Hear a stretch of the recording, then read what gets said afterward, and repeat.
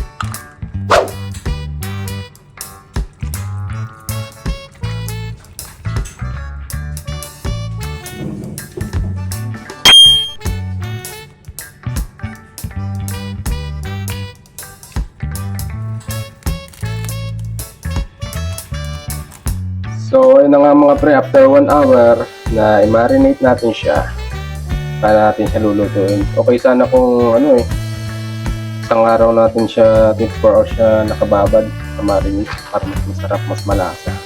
Kaso dinner natin to. Let's go mga pre, luto na tayo.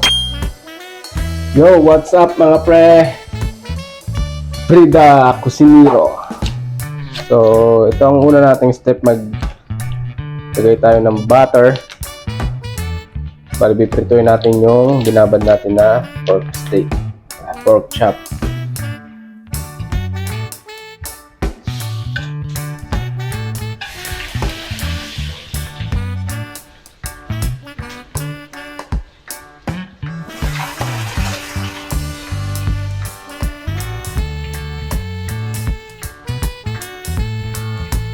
Ang bango naman.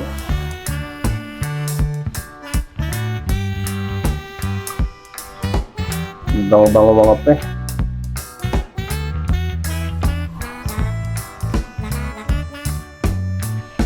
So mga pre, pwede na natin siyang baliktarin, no? So, abin niya na siya. Medyo lumalaban na yung mantika niya, tumatalsik na. Ibig sabihin, ito na yung kabila. Yun naman mga pre, oh. Saktong-sakto lang ang pagkaluto.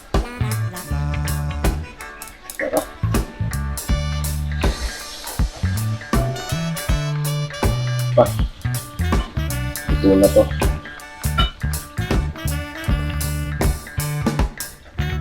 Oh. Diba? Oh, onion. White onion nilalagay nyo mga pre, para masarap. Yan, lagay natin ito lahat.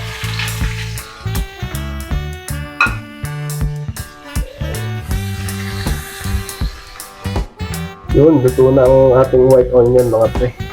Malambot na to. Bali, lagay na natin yung karne niya. So, ito siya.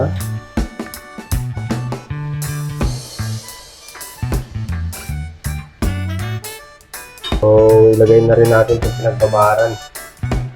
Pinag-marinate na kanina. Yan ang gagawin yung stove. Pupulo na siya. Medyo paigahin lang natin siya ng kaunti.